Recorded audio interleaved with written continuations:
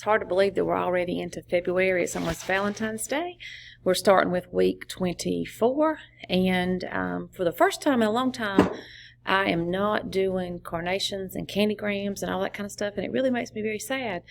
Don't know what to say about that other than it makes me sad. I am ready for things to get back to normal. I guess I'm realizing more and more things that we miss. But anyway, this week is week 24.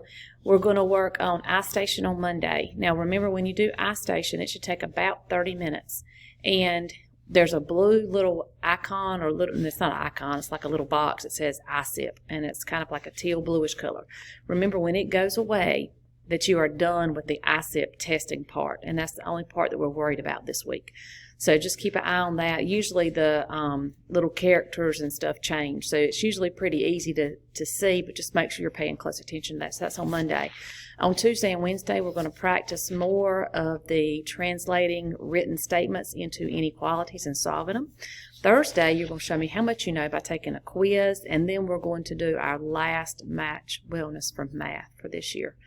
So you may be doing some more match wellness in some of the other classes, but this will be the last one that we do in math.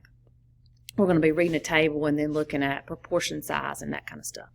So anyway, hope you have a good week. Oh, good news is Friday is a teacher work day, so you will not have schoolwork on Friday unless you're behind. If you're behind, then take advantage of that day and get caught up.